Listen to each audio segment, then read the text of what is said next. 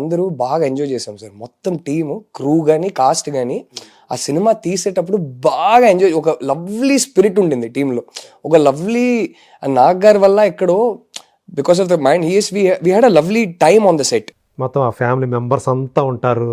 We had a lovely time on the set. Lakshmi గారు, ఝాన్సీ గారు, దేవదర్శిని గారు, రావు రమేష్ గారు, Vennela Kishore, we had a lovely time. Rakul and I are very very good friends. Rakul నాకు she's my మూబోలి బెండ్. రాఖీ ప్రతి ఇయర్ ప్రపంచంలో ఎక్కడ ఉన్నా సరే నాకు రాఖీ పంపుతుంది రకుల్.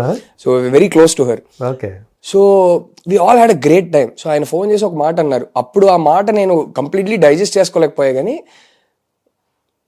ఆబ్వియస్లీ సినిమా ఆడాలి, అందరికీ నచ్చాలనే మనం అందరూ ప్రయత్నం చేస్తాం, కానీ ఈసారి మిస్ఫైర్ అయింది. ఇక సినిమా అయితే రికవర్ కాదని నాకు అర్థమైపోయింది.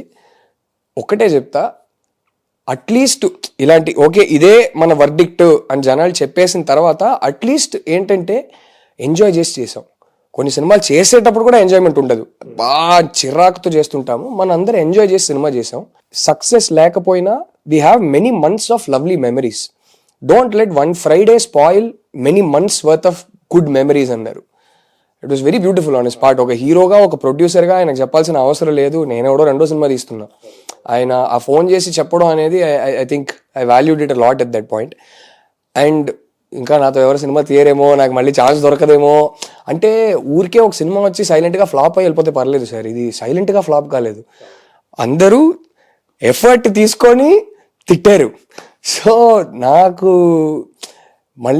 సినిమా ఛాన్సే దొరకదేమో అనుకున్నా. బట్ ఆ టైంలోనే వెంటనే సినిమా రిలీజ్ అయింది, ఫ్లాప్ అయింది. ఆ టైంలోనే అట్లీస్ట్ ఒక 3-4 ప్రొడక్షన్స్ హౌసెస్ ముందుకు వచ్చి నాకు అడ్వాన్స్ ఇచ్చారు. అప్పుడు నెక్స్ట్ సినిమా మాతో చేయండి అన్నారు. లైక్ ఓకేలే, ఎక్కడో చిన్న కాన్ఫిడెన్స్ ఇచ్చింది.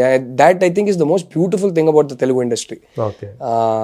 అండ్ అంటే ఊరికే కాదు, అంటే ఆ సినిమా రిలీజ్ అయ్యి ఒక 2 weeksలో ఫస్ట్ ఫోన్ చేసిన ప్రొడ్యూసర్ అల్లు అరవింద్ గారు. ఆయన అప్పుడు ఒక వేరే సినిమా ఒకటి చేయమన్నారు. అది కాకుండా నెక్స్ట్ ఎలాగో ఆయనతో అంటే ఇప్పుడు చేస్తున్న సినిమా ఆయనతోనే చేస్తున్నారు. సినిమా రిలీజ్కి జస్ట్ ముందు నాకు దిల్ రాజు గారి కాంపౌండ్ దగ్గర నుంచి అండ్ సితారా కాంపౌండ్ దగ్గర నుంచి నాకు ఆఫర్స్ ఉండింది. సినిమా రిలీజ్ అయ్యాక వాళ్ళ యాటిట్యూడ్ ఏమాత్రం మారలేదు. సినిమా రిలీజ్ అయ్యాక కూడా ఫోన్ చేశారు, ఎప్పుడు ఏం చేద్దాం, మాకు నెక్స్ట్ చేస్తారా, ఎప్పుడు చేస్తారు, ఏమాత్రం మారలేదు. అది ఒక చిన్న కాన్ఫిడెన్స్. డైరెక్టర్గా మీ మీద వాళ్ళకి ఆ నమ్మకం మాత్రం ఏమాత్రం మారలేదు. ఎందుకో నన్ను ఎందుకు నమ్ముతారని నాకే అనిపించేది, కానీ the way the industry treated me was at that point I think it mattered a lot to me. It was beautiful. Especially ఇలాంటి like big wigs and industry legends phone చేసి నెక్స్ట్ సినిమా మాకు వచ్చి తీ అన్నప్పుడు అది ఇచ్చే కాన్ఫిడెన్సే వేరే sir. అసలు అది ఎక్కడో నాకు మెల్లగా ఒక విషయం ఏం అర్థమైందంటే, ఓకే సినిమా పోయినా సరే, జనాలకు నచ్చకపోయినా సరే, అందరు తిట్టినా సరే, ఓకే వీడికి ఒక బడ్జెట్ ఇచ్చి ఒక కాస్ట్ ఇస్తే మేనేజ్ చేయగలుగుతున్నాడు. ఫారిన్ లొకేషన్స్, ఇంత పెద్ద అంటే ఇన్ని లక్ష్మి గారు, రావు రమేష్ గారు, వెన్నెల కిషోర్, ఆబ్వియస్లీ అంటే లీడ్ యాక్టర్స్ పక్కన పెడితే, నాగ్ గారు, రకుల్ పక్కన పెడితే ఒక పెద్ద స్టార్ కాస్ట్, వీళ్ళని హ్యాండిల్ చేయగలుగుతున్నాడు. ఎందుకంటే చీలసో అనేది చాలా చిన్న సినిమా సార్. 2.5లోనో ఏదో తీసాము. మాక్సిమం 2 క్యారెక్టర్స్ చుట్టూ తిరుగుతుంది సినిమా. 32 daysలో ఫినిష్ చేసాము.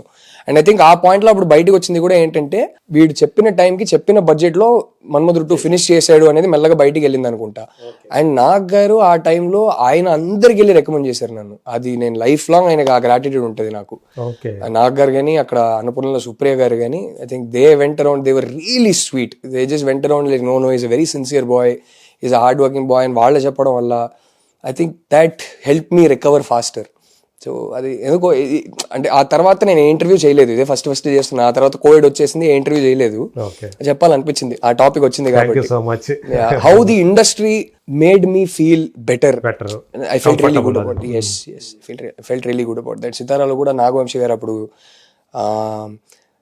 సినిమా రిలీజ్ ముందే నాకు సితారాలో అడ్వాన్స్ ఇచ్చేసారు. టీజర్ ట్రైలర్ రిలీజ్ అయ్యాకనే అడ్వాన్స్ ఇచ్చేసారు. అప్పుడు ఆ టైంలో నా ఒక్క అడ్వాన్స్ తీసుకున్నా, మన శివలంక గారి దగ్గర అడ్వాన్స్ తీసుకున్నా. వాళ్ళది కూడా ఏమాత్రం మారలేదు అప్పుడు. వాళ్ళ యాటిట్యూడ్ కానీ, వాళ్ళ ఎంకరేజ్మెంట్ కానీ. రిలీజ్ అయ్యాక ఒక 2 weeksలోనే నాగవంశీ గారు కలిశారు. ఏం చేద్దాం అనుకుంటున్నావు, ఏం స్టోరీస్ ఉన్నాయి, ఎవరితో చేద్దాం అనుకుంటున్నావు. నాకైతే అప్పుడు మైండ్ బ్లాంక్, ఏం అర్థం కాల. సరే అప్పుడు ఇంకోటి ఏదో ఒకటి అనుకున్నా, ఒక స్టోరీ ఇది నెక్స్ట్ చేద్దామని. బట్ అది పక్కన పెడితే I think that was very nice. How the industry didn't let me feel like వాళ్ళు చూసుంటారు కదా, నేను ఫస్ట్ టైం ఫెయిలియర్ చూస్తున్నా డైరెక్టర్గా, జస్ట్ రెండో సినిమా నాకు. మీకు అలా ఇక్కడికి వచ్చినందుకు గాను తెలుగు ఫిలిం ఇండస్ట్రీ మీకు సపోర్ట్గా నిలిచింది అనుకోవాలి, మోరల్గా సార్ నేను ఇక్కడ వచ్చానని నేను ఎప్పుడో మర్చిపోయా. ఇదే నా ఇండస్ట్రీ, ఇదే నా ఇల్లు, వీళ్ళే నా మనుషులు, అది ఎప్పుడో మర్చిపోయా. I still tell people, I tell my ADs also when they ask me, మీరు తమిళనా తెలుగునా అంటే నాకు అదంతా తెలియదు, కానీ Tamil is my mother tongue, of course there is no doubt about it, but I'm Telugu filmmaker, that is my identity. రేపు నేను ఇంకో లాంగ్వేజ్లో ఖచ్చితంగా లైఫ్లో ఎప్పుడో ఒక్కసారి అమ్మ హ్యాపీనెస్ కోసం అయినా ఒక తమిళ సినిమా తీయాలని. అమ్మ నాకు చెప్తా ఉంటుంది, ఒక్కసారి నా కోసం తమిళ సినిమా తీరా అంటది, లైఫ్లో వెళ్ళి తీయాలని ఉంది నాకు. యాక్చువల్లీ అప్పుడు చీలాసో రీమేక్ చేయడానికి తమిళలో ఆఫర్ కూడా వచ్చింది, బట్ మళ్ళీ అదే సినిమా వెళ్ళి తీయడం ఎందుకు, వేరే సినిమా తీద్దాంలే అని చెప్పి నేను అప్పుడు వెళ్ళి చేయలే. కానీ ఏదో ఒక సినిమా తమిళ్లో వెళ్ళి తీయాలని ఉంది. బట్ నేను తమిళ్లో వెళ్ళి సినిమా తీసినా సరే my identity will be that of a Telugu film maker. ఒక తెలుగు ఫిల్మ్ మేకర్ తమిళ్లో వెళ్ళి సినిమా తీస్తున్నాడు, రేపు ఇంకో లాంగ్వేజ్లో వెళ్ళి తీసినా సరే ఒక తెలుగు ఫిల్మ్ మేకర్ ఒక హిందీలోనో మలయాళంలో వెళ్ళి సినిమా తీస్తున్నాడు, కానీ my identity will be that. So నేను వచ్చాను అనే విషయం నేను మర్చిపోయాను, it is in my system now. ఇంకో హ్యాపీ థింగ్ ఏంటంటే మొత్తానికి అల్లు అరవింద్ గారితో మీరు సినిమా స్టార్ట్ చేసేసారు. సో గాడ్ ఫ్రెండ్ అని చెప్పేసి కొంచెం ఏదైనా దానికి సంబంధించి ఏమైనా చెప్తారా మా కోసం? అంటే బేసిక్ డీటెయిల్స్ కాకుండా ఏది షేర్ చేసుకున్నా మరీ ఎర్లీ. ఇప్పుడే just what I can tell you is that 15 days shooting అయింది, అందుకే మనం లాస్ట్ వీక్ చేద్దాం అనుకున్నాం కానీ 15 days షూట్ చేసేసాం. షూట్ కి ముందు మనం కలవాల్సింది దీనికోసం. సో మొత్తం ప్రీ ప్రొడక్షన్ లో బిజీ అయిపోయా, ప్లస్ అప్పుడు ఒక యాక్టింగ్ సినిమా కమిట్మెంట్ ఫినిష్ చేస్తున్నా, త్వరగా స్టార్ట్ చేసే ముందు ఫినిష్ చేయాలని. ఇది యాక్చువల్లీ ఆల్మోస్ట్ ఒక 1.5 years బ్యాక్ స్టార్ట్ చేయాల్సింది సార్. ఒక 2 years బ్యాక్ గీతాలో ఒక సినిమా చేద్దాం అని అనుకున్నాను. స్క్రిప్ట్ నాదే సార్, స్క్రిప్ట్ నాదే, ఈసారి స్టోరీ స్క్రీన్ ప్లే అంతా నాదే. యాక్చువల్లీ వేరే స్క్రిప్ట్ తో నేను రష్మిక గీతా ఆర్ట్స్ సినిమా చేద్దాం అని అప్పుడు అనుకున్నా, ఒక 1.5 years బ్యాక్ స్టార్ట్ అవ్వాల్సింది. కోవిడ్ థర్డ్ వేవ్ వల్ల తన డేట్స్ కొంచెం అటు ఇటు అయినాయి, మళ్ళీ ఆ కమిట్మెంట్స్ ఫుల్ఫిల్ చేయాల్సి వచ్చింది. అండ్ అప్పుడు ఆ టైంలో కొంచెం పుష్ప 2 యానిమల్ స్టార్ట్ అయిపోయింది, రెండు కొంచెం అంటే లెంగ్తీ డేట్స్ తీసుకున్నారు, బంచ్లు డేట్స్ తీసుకున్నారు, దానివల్ల కొంచెం డిలే అయింది. కానీ ఎక్కడో ఈ ఇయర్ స్టార్ట్ చేద్దాం అనుకుంటున్నప్పుడు నాకెక్కడో అరే ఇప్పుడు మనం ఫస్ట్ అనుకున్న స్క్రిప్ట్ తీయడం ఇది కరెక్ట్ టైం కాదు. అండ్ ఎక్కడో ఒరిజినలీ అదొక 2.5 years back, almost 3 years back వచ్చిన ఐడియా.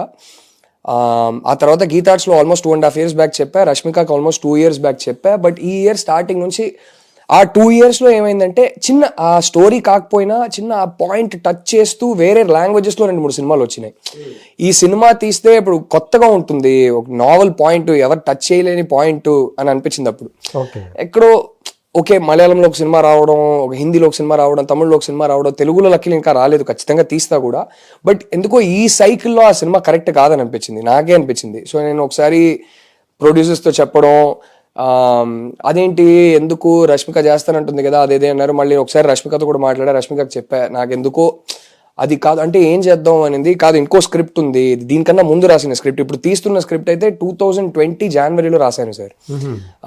మన్మధుడు 2 అంతా అయిపోయాక తిరిగి వచ్చి ఒక 7-8 months గ్యాప్ తీసుకున్నా, ఆ తర్వాత ఇది రాశాను.